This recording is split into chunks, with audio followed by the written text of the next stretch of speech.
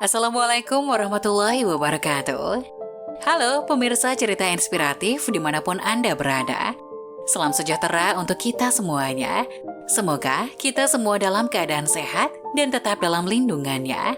Kembali lagi dengan kami di channel Cerita Inspiratif, di mana kita akan berbagi kisah-kisah inspiratif penuh makna untuk Anda simak. 2 tahun setelah mertuaku dan 2 keponakanku tinggal di rumahku, aku menghancurkan meja makan dan menjual rumahku. Namaku Aryani, 36 tahun. Aku telah menikah dengan suamiku selama 8 tahun. Kami telah memiliki seorang putri, hubungan kami selalu sangat baik. Tapi satu-satunya hal yang membuatku tidak puas adalah keluarga suamiku. Saat pertama kali aku jatuh cinta dengan suamiku, orang tuaku sangat khawatir karena suamiku juga punya seorang adik laki-laki dan dia punya karakter yang sangat berantakan. Saat itu, adik iparku putus sekolah, lebih awal dan bekerja di mana-mana. Mertuaku juga sangat memihak pada anak bungsunya, jadi setelah orang tuaku mengetahui hal ini, mereka sangat menentang hubunganku dengan suamiku. Mereka bilang kepadaku, jika kamu tidak mendengarkan nasihat bapakmu ini, kamu akan menyesal. Sebuah keluarga dengan 2 saudara laki-laki tidak baik untuk dinikahi, terutama jika mertua pacarmu sangat memihak pada anak bungsunya.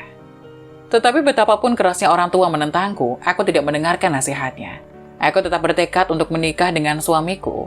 Pada akhirnya orang tuaku tidak dapat menolakku dan dengan enggan menyetujuinya. Mereka juga patah hati karena aku, dan tidak bisa ceria untuk waktu yang lama setelah itu. Suamikulah yang datang berlutut di depan mereka dan berulang kali berjanji kepada mereka bahwa dia akan memperlakukanku dengan baik, yang membuat hati orang tuaku senang dan bisa tersenyum lagi. Setelah orang tuaku benar-benar menerima suamiku, mereka mulai serius mempersiapkan pernikahanku. Orang tuaku menyiapkan rumah pernikahan untukku dengan 3 kamar tidur dan 1 ruang tamu. Kemudian mereka berulang kali mengatakan kepadaku bahwa rumah pernikahan adalah milikku sebelum menikah. Itu milikku pribadi dan tidak bisa diganggu oleh keluarga suamiku.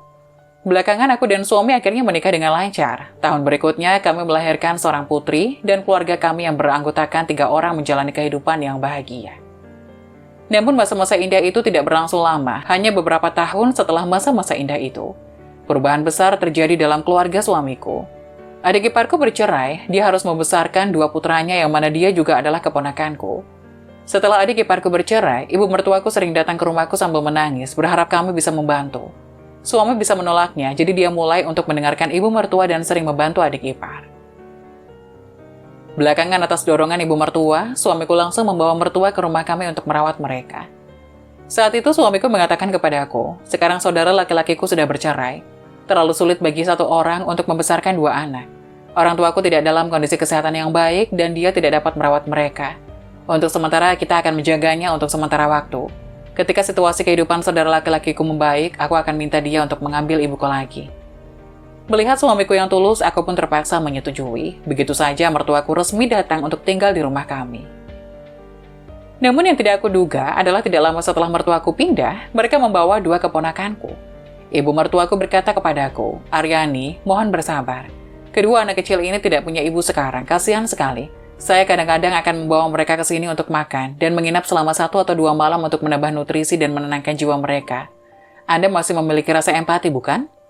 Aku hanya menyetujui bahwa mereka bisa sesekali membawa keponakanku untuk tinggal di rumah kami. Namun yang tidak aku duga adalah kedua keponakanku sering datang dan pada akhirnya mereka bahkan langsung pindah ke kamar ibu mertuaku. 4 orang tinggal di dalam kamar kecil mertuaku yang membuat aku pusing. Aku menemui ibu mertuaku dan berkata, mengapa kalian berempat berkumpul dalam 1 ruangan sekarang? Biarkan keponakanku kembali, bukankah adik ipar bisa menjaga mereka dengan baik? Kenapa mereka tiba-tiba datang untuk tinggal bersamaku sekarang? Putriku sudah tidak bisa belajar dengan tenang. Ada terlalu banyak orang di keluarga sekarang. Ibu mertua menjawab, ada apa denganmu? Mengapa kamu begitu keras hati?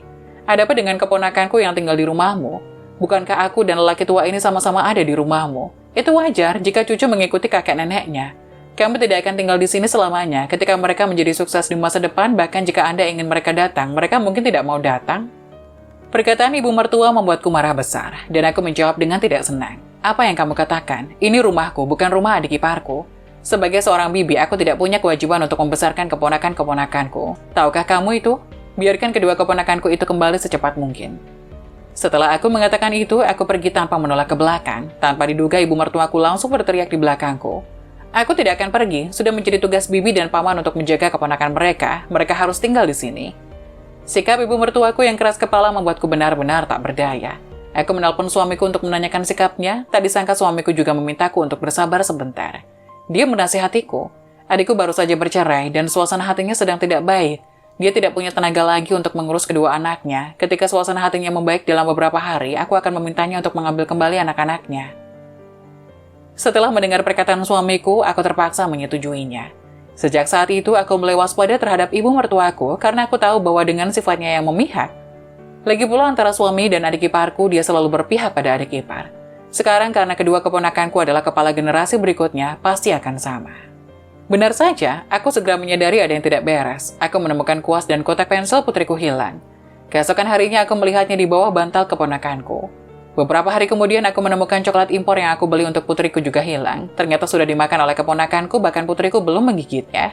Yang lebih keterlaluan, pada hari itu adalah saat di meja makan. Ibu mertuaku memberikan masing-masing dua keponakanku sebuah paha ayam, namun mangkuk milik putriku kosong. Putriku menunjuk ke arah paha ayam tersebut dan berteriak, "Ini adalah paha ayam wijen yang dibelikan ibuku untukku, enak sekali. Ibuku hanya membeli dua, dan sekarang aku tidak punya lagi." Aku sudah tidak tahan dan berteriak kepada ibu mertuaku. "Apakah kamu seorang nenek? Bukankah putriku adalah cucumu juga? Kamu tahu dengan jelas bahwa ini adalah paha ayam yang aku beli untuk putriku. Kenapa tidak kamu membaginya dengannya? Sebaliknya, malah kamu berikan itu kepada kedua keponakan." Ibu mertuaku cemberut dan berkata, "Mengapa anak perempuan makan begitu banyak? Paha ayam ini harus dimakan oleh dua anak laki-laki. Mereka akan tumbuh lebih tinggi setelah memakannya. Anak perempuan tidak perlu makan yang bergizi." Tanpa diduga, putriku mulai bertengkar dengan kedua keponakanku. Aku melihat putriku bergegas ke kedua keponakanku, meraih paha ayam di satu tangan dan berkata, "Ibuku membelikan ini untukku, kamu makanan yang lain, jadi kamu tidak bisa mengambilnya dariku." Putriku mendorongnya ke tanah, dan keponakanku kemudian menampar putriku dengan keras. Putriku begitu ketakutan hingga dia menangis dengan keras. Sambil menangis dia berkata, "Kamu tidak boleh menggangguku.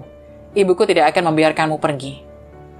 Melihat kondisi putriku yang menyedihkan, aku tidak tahan lagi. Aku mengangkat meja makan dan membantingnya, bergegas membantu putriku berdiri. Aku berteriak kepada mertuaku, "Keluar dari sini, keluar! Kamu tidak diizinkan untuk kembali lagi di masa depan. Apakah pantas makan makananku, tinggal di rumahku dan memukuli bayiku? Keluar dari sini segera." Ibu mertuaku berkata kepadaku dengan keras kepala, "Ini hanya pertengkaran antar anak, tidak ada yang perlu diributkan, reaksimu terlalu berlebihan."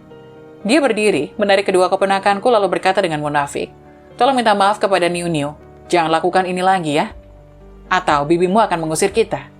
Kedua keponakan meminta maaf dengan tidak tulus, kemudian mereka berlari kembali ke kamar masing-masing seolah-olah tidak terjadi apa-apa. Melihat kedua keponakanku seperti itu, aku langsung mengambil keputusan dalam hati.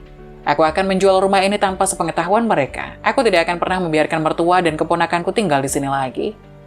Jadi aku membawa putriku keluar dari rumah. Ketika aku keluar rumah, aku langsung menghubungi agen untuk menjual rumah tersebut. Setelah aku menghubungi agensi, aku kembali tinggal bersama orang tuaku. Aku memutuskan bahwa setelah aku menemukan pembeli, aku akan kembali dan memberitahu mertuaku. Mereka tidak dapat lagi tinggal di sini. Karena rumahku berada di lokasi yang sangat bagus, dalam beberapa hari pembeli datang untuk melihat rumah tersebut. Baru pada saat itulah mertuaku mengetahui bahwa aku benar-benar menjual rumah itu. Mereka mendatangiku dengan panik dan berkata, "Mengapa kamu menjual rumah tanpa memberitahu kami? Sekarang semua orang tinggal di rumah ini, bagaimana kamu bisa menjual rumah itu sendirian?" Aku memandang mereka dan bertanya, "Apa maksudmu kita semua tinggal bersama? Orang tuaku membelikan rumah ini untukku, dan itu milikku sendiri. Bagaimana kamu bisa punya hak? Jika aku ingin menjual rumah itu, bahkan suamiku, dia tidak bisa melarang karena dia bahkan tidak punya bagian di rumah ini." Mertuaku pergi sambil memaki-maki, dan aku menatap punggung mereka sambil tersenyum mengejek.